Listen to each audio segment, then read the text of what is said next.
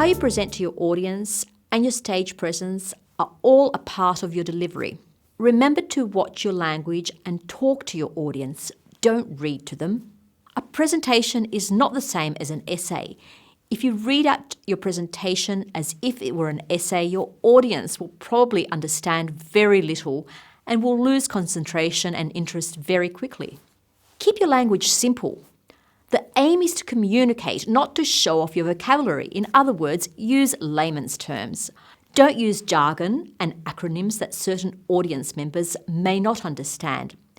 The only time this is acceptable is when you are speaking to your peers or colleagues who are all familiar with any of the jargon that you may want to use. Emphasise the key points and make sure that people realise what the key points are. You can also repeat them using different phrasing or tone of voice. Check the pronunciation of difficult, unusual or foreign words beforehand. If you're not sure how to pronounce something, it may be better not to use that word or to use another word with the same meaning instead.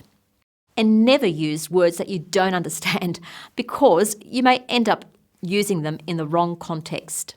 Use your voice to communicate clearly. It's vital that you speak loudly enough for everyone in the room to hear you. If the room is large, you will need to speak louder than you would in a small room or to a small audience. If you have a large audience or over 40 people in the audience, make sure you organise a microphone. Vary your tone and volume to suit your content. Make sure your voice is louder or softer, or higher or lower to achieve the effect you want. Speak slowly and clearly and enunciate each and every word properly. Try not to rush through your presentation. Speaking too fast will make it harder for people to understand you. But also, remember not to speak too slowly because your audience may get bored quickly.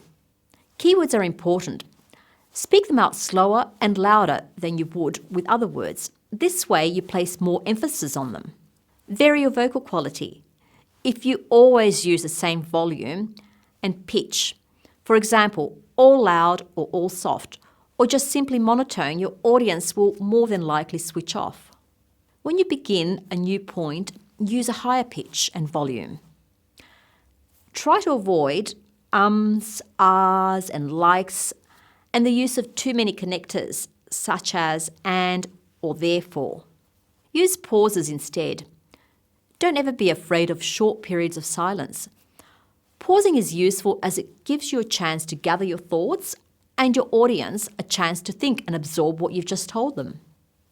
A pause also puts greater emphasis on a point that you are trying to make. Now let's move on to exercise 5.